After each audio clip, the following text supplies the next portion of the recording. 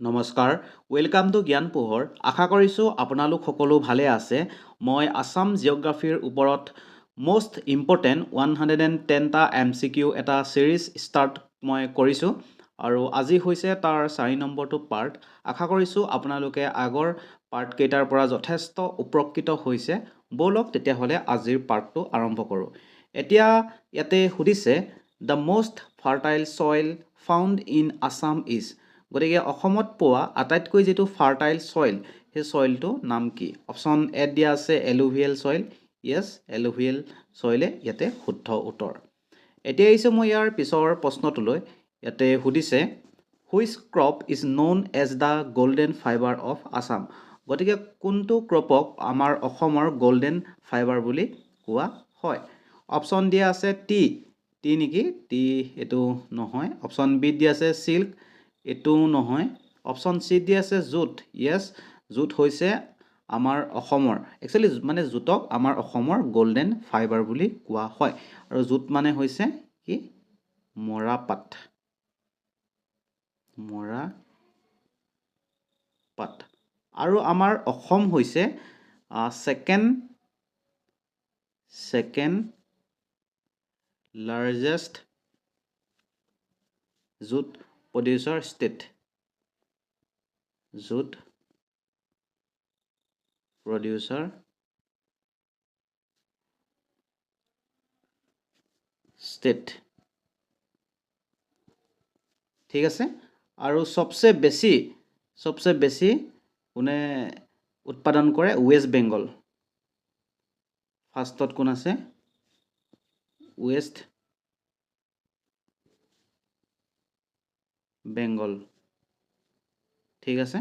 আৰু এই ৱেষ্ট বেংগলে আমাৰ ইণ্ডিয়াত যিমান মৰাপাট উৎপাদন হয় তাৰে প্ৰায় 80% কেৱল এই ৱেষ্ট বেংগলে মৰাপাট উৎপাদন কৰে। ঠিক আছে। এতিয়া আহিছোঁ মই ইয়াৰ পিছৰ প্ৰশ্নটোলৈ। ইয়াতে সুধিছে Assam is the largest producer of which type of silk in the world. গতিকে আমাৰ যি অসম, সেই অসমে আমাৰ গোটেই পৃথিৱীৰ ভিতৰত যি এটা চিল্ক চবচে বেছি উৎপাদন কৰে আৰু সেইটোৰ নাম কি? অপশ্যন এত দিয়া আছে এৰী নহয়। অপশ্যন বিত দিয়া আছে মুগা।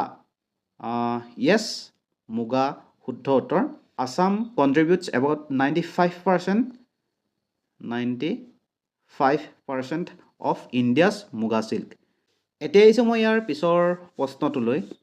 ইয়াতে সুধিছে the zoom cultivation is primarily practice in. গতিকে জুম খেতি ক'ত কৰা হয়? ব্ৰহ্মপুত্ৰ ভেলীত নেকি? নহয়। অপশ্যন বিত দিয়া আছে হিল এৰিয়া। য়েছ, হিল এৰিয়াতে এই জুম খেতি কৰা হয়। আৰু এই জুম খেতি মানে য'ত পাহাৰ থাকে ন, সেই পাহাৰবিলাকত গছ গছনিসমূহ কাটি মেলি তাতে সেইখিনি জ্বলাই দিয়া হয়। জ্বলাই দিয়াৰ পিছত সেই মাটিখিনি বহুত মানে সাৰুৱা হৈ যায়, তেতিয়া তাতে খেতি কৰা হয়। আৰু যেতিয়া তাৰ যিটো ছইল, সেই ছইলটোৰ যেতিয়া ফাৰ্টিলিটি ডিক্লাইন হ'বলৈ ধৰে, তেতিয়া সেই ঠাইৰ পৰা বেলেগ এটা ঠাই লৈ যায় আৰু সেই ঠাইটো পুনৰ সেই গছ গছনি কাটি মেলি জ্বলাই তাত আকৌ পুনৰ খেতি কৰে দেই। আৰু এইখিনিতে মই এটা কথা জনাই থওঁ যে আপোনালোকে যদি কোনোবাই BEdৰ এণ্ট্ৰেঞ্চ এইবাৰ 2026 বৰ্ষত দিয়ে, তেতিয়াহ'লে আপোনালোকে এই যি টিচিং এপ্টিটিউড, এই টিচিং এপ্টিটিউডৰ কাৰণে এই বুকখন ক্ৰয় কৰিব পাৰে। যিহেতু আমি দেখা পাওঁ যে টিচিং এপ্টিটিউডৰ পৰা যথেষ্ট কুৱেশ্যন অহা আমি দেখা পাওঁ। ইয়াতে মই লাষ্ট 6টা বছৰৰ যিমানখিনি কুৱেশ্যন আহিছে টিচিং এপ্টিটিউডৰ পৰা, সেইখিনি মই ইয়াতে অন্তৰ্ভুক্ত কৰিছোঁ আৰু সম্ভাৱ্যপূৰ্ণ 300টা MCQ মই ইয়াতে অন্তৰ্ভুক্ত কৰিছোঁ। যদি আপোনালোকে বিচাৰে তেতিয়াহ'লে আপোনালোকে এই নাম্বাৰটোত 59 ৰুপিজ জিপে' কৰিব। জিপে' কৰি সেই একেটা নাম্বাৰতে আপোনালোকে তাৰ স্ক্ৰীনশ্বটটো এই নাম্বাৰতে হোৱাটছএপ কৰি দিব। তাৰপিছত 24 ঘণ্টাৰ ভিতৰত আপোনালোকে বুকখন আপোনাৰ হোৱাটছএপত পাই যাব। এতিয়া আহিছোঁ মই ইয়াৰ পিছৰ প্ৰশ্নটোলৈ। ইয়াতে সুধিছে the Saraighat bridge is build over which river. গতিকে যিখন শৰাইঘাট দলং, সেই শৰাইঘাট দলংখন কোনখন নদীৰ ওপৰত বনোৱা হৈছে? ব্ৰহ্মপুত্ৰ। য়েছ, ব্ৰহ্মপুত্ৰ নদীৰ ওপৰত শৰাইঘাট দলংখন আছে। ঠিক আছে। আৰু এই শৰাইঘাট দলংখন অ'পেন কৰিছিল ফৰ ৰেলৰ কাৰণে 1962 আৰু ফৰ্মেল ইনাগুৰেশ্যন হৈছিল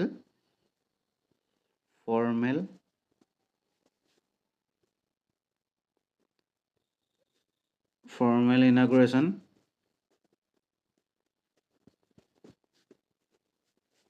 হৈছিল 1963 কোনে কৰিছিল আমাৰ যি ফৰ্মাৰ PM জৱাহৰলাল নেহেৰু ঠিক আছে এতিয়া আহিছোঁ মই ইয়াৰ পিছৰ প্ৰশ্নটোলৈ কুৱেশ্যন নম্বৰ 36 ইয়াতে সুধিছে which city is known as the gateway of north east India গতিকে আমাৰ নৰ্থ ইষ্ট ইণ্ডিয়াৰ গেটৱে বুলি কোনখন চিটিক কোৱা হয় শিলিগুৰি নেকি শিলিগুৰি নহয় অপশ্যন বিত দিয়া আছে গুৱাহাটী য়েছ গুৱাহাটীক কোৱা হয় আমাৰ নৰ্থ ইষ্টৰ গেটৱে বুলি এতিয়া আহিছোঁ মই কুৱেশ্যন নম্বৰ 37লৈ ইয়াতে সুধিছে the longest bridge in India Dhola Sadiya is build over which river গতিকে লংগেষ্ট যিখন ব্ৰিজ যাৰ নাম ধলা শদিয়া সেই ধলা শদিয়া দলংখন কোনখন নদীৰ ওপৰত বনোৱা হৈছে একচুৱেলি এইটো লংগেষ্ট ৰিভাৰ ব্ৰিজ হ'ব লাগিছিলে দেই ইয়াতে ৰিভাৰ শব্দটো থাকি গৈছে ৰিভাৰ হ'ব লাগিছিলে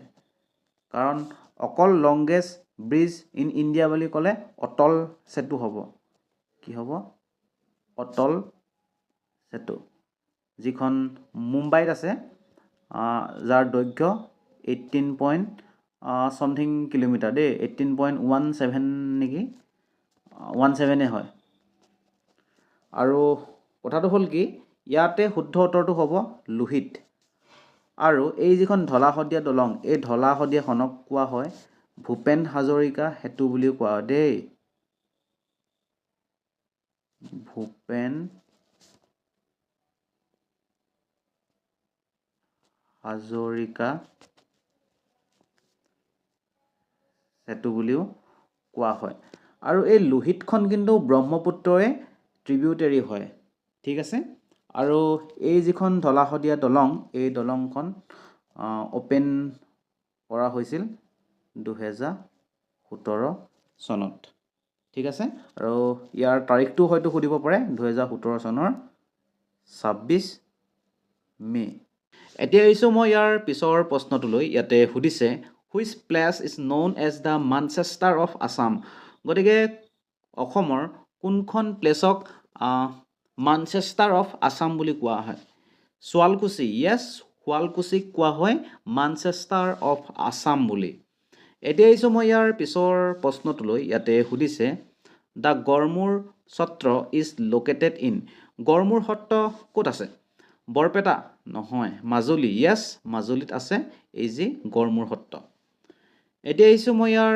পিছৰ প্ৰশ্নটোলৈ তথা আজিৰ অন্তিমটো প্ৰশ্ন ইয়াতে সুধিছে how many districts are there in Assam গতিকে অসমত কিমানখন ডিষ্ট্ৰিক্ট আছে এইটো আপোনালোকে মোক কমেণ্ট ছেকশ্যনত জনাব বাকী পৰৱৰ্তী সময়ত আৰু 7টা পাৰ্ট আহিব এই আছাম জিঅ'গ্ৰাফিৰ ওপৰত আপোনালোকে যাতে সেই পাৰ্টকেইটা মিছ নকৰে তাৰ কাৰণে এই চেনেলটি ছাবস্ক্ৰাইব কৰি ৰাখিব বাকী আজিৰ ভিডিঅ'টো চাই কেনেকুৱা পালে কমেণ্ট ছেকশ্যনত জনাবলৈ নাপাহৰিব ভিডিঅ'টো ভাল পালে নিশ্চয়কৈ এটা লাইক কৰিব আৰু আপোনালোকৰ বন্ধু বান্ধৱীসকলৰ লগত এটা শ্বেয়াৰো কৰি দিব ধন্যবাদ